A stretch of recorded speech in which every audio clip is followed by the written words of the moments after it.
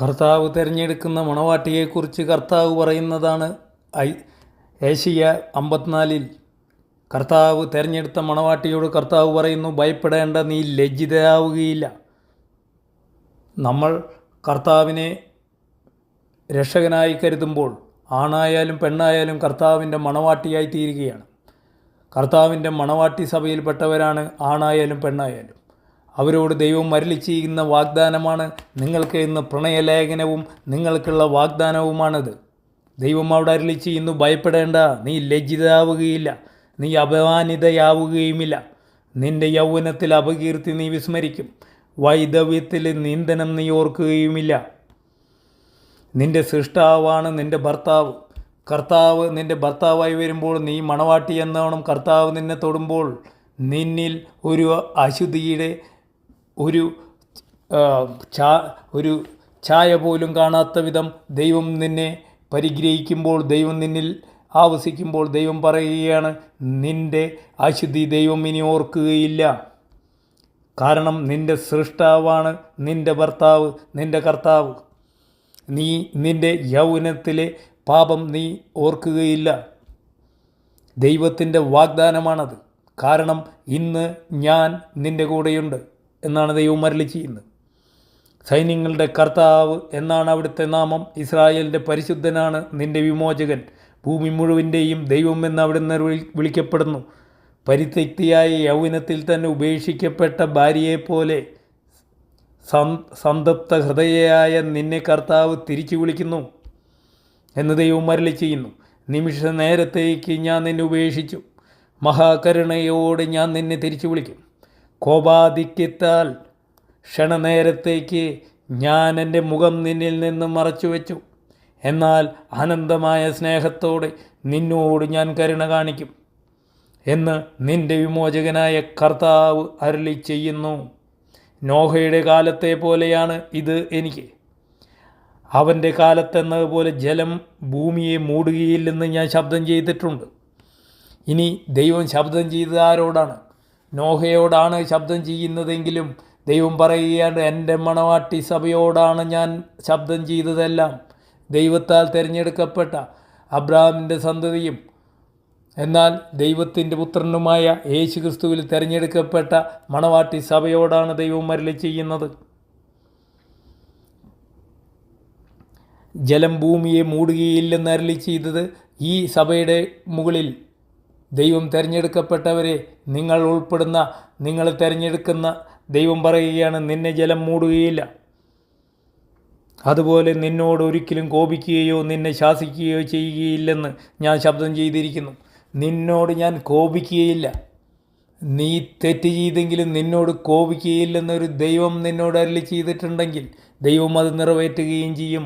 നിന്നോട് കരുണയുള്ള കർത്താവ് അരുളി ചെയ്യുന്നു, മലകൾ അകന്നുപോയേക്കാം, കുന്നുകൾ മാറ്റപ്പെട്ടേക്കാം, എന്നാൽ എൻ്റെ അചഞ്ചലമായ സ്നേഹം നിന്നെ വിട്ടുപിരിയുകയില്ല.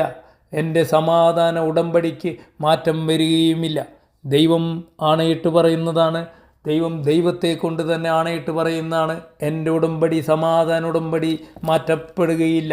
പീഡിക്കപ്പെട്ടവളും മനസ്സുലഞ്ഞവളും ആശ്വാസം ലഭിക്കാത്തവളുമേ, ഇന്ദ്രനീലം കൊണ്ട് അടിസ്ഥാനമിട്ട് അഞ്ജനക്കല്ലുകൊണ്ട് നിന്നെ ഞാൻ നിർമ്മിക്കും. ഞാൻ നിൻ്റെ താഴികക്കുടങ്ങൾ പത്മരാഗം കൊണ്ടും വാതിലുകൾ പുഷ്യരാഗം കൊണ്ടും ഭിത്തികൾ രത്നം കൊണ്ടും നിർമ്മിക്കും. കർത്താവ് നിൻ്റെ പുത്രരെ പഠിപ്പിക്കും, അവർ ശ്രേയസാർജിക്കും. നിങ്ങൾക്ക് പുത്രരുണ്ടോ എങ്കിൽ നിങ്ങൾ ഈ വചനം വായിക്കുവിൻ, ശക്തി ആർജിക്കുവിൻ, ദൈവത്തിൻ്റെ വചനത്തിൽ തൂങ്ങിക്കിടക്കുവിൻ. ദൈവം ചെയ്ത ഒരു പ്രതിജ്ഞയുണ്ട്. ദൈവം തെരഞ്ഞെടുത്ത ജനതയുടെ മുകളിൽ ദൈവം ചെയ്ത പ്രതിജ്ഞയുണ്ട്. ആ പ്രതിജ്ഞ ഏറ്റുചൊല്ലുവിൻ. ദൈവം അത് യഥാകാലം നിറവേറ്റും. നിൻ്റെ പുത്രർ ദൈവം പഠിപ്പിക്കും, അവർ ശ്രേയസാർജിക്കും. നീതിയിൽ നീ സുസ്ഥാപിതയാകും. നിന്നെ നങ്കൂരമിട്ട്, നീതിയിൽ നങ്കൂരമിട്ട് ദൈവം നിന്നെ നിർത്തും. നീ അനീതിയിലേക്ക് കടക്കുകയില്ല, അനീതി നിൻ്റെ മേൽ ഭരണം നടത്തുകയില്ലെന്ന് ദൈവം ദൈവത്തിൻ്റെ ജനതയോട് അരുളി ചെയ്യുന്നു. മർദ്ദനഭീതി നിന്നെ തീണ്ടുകയില്ല. ജനം നിൻ്റെ ചുറ്റും താവളം അടിച്ചാലും, നിനക്കെതിരെ അവർ അട്ടഹാസം മുഴക്കിയാലും, യുദ്ധപ്പോർവിളി മുഴക്കിയാലും നിന്നെ അവർ ജയിക്കുകയില്ല. നീ ഭയപ്പെടുകയില്ല. ഭീകരത നിന്നെ സമീപിക്കുകയില്ല. ഭീകരന്മാർ നിനക്ക് ചുറ്റുമുണ്ട്. പലരും ഭീകരതയോടെ കൂടി പല ഭീകരരും ഈ ലോകത്തെ ഭയപ്പെടുത്തിക്കൊണ്ടിരിക്കുമ്പോൾ കർത്താവിൻ്റെ ജനമേ, കർത്താവ് അരുളി ചെയ്യുന്നു, ഭീകരത നിന്നെ സമീപിക്കുകയില്ല. ആരെങ്കിലും അക്രമം ഇളക്കി വിട്ടാൽ അത് ഞാനായിരിക്കില്ലെന്ന് ദൈവം അരുളി ചെയ്യുന്നു.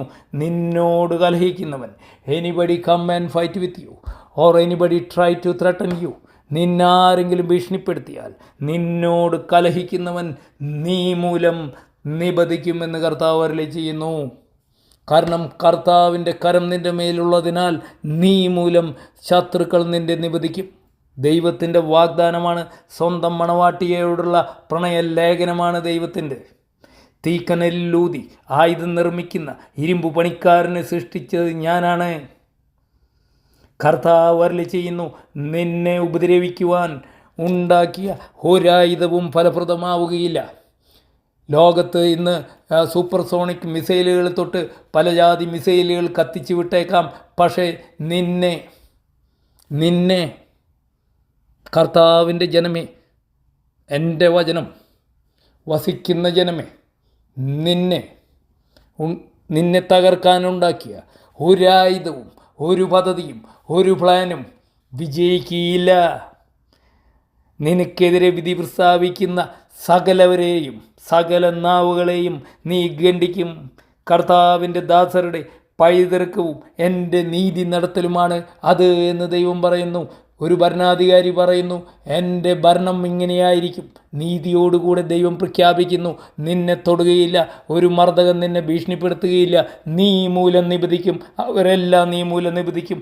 ഒരായുധവും, ഏത് സൂപ്പർസോണിക്കോ ഏതായുധവും നിനക്കെതിരെ എത്ര സ്പീഡിൽ വന്നാലും അവ നിന്നെ തൊടുകയില്ല.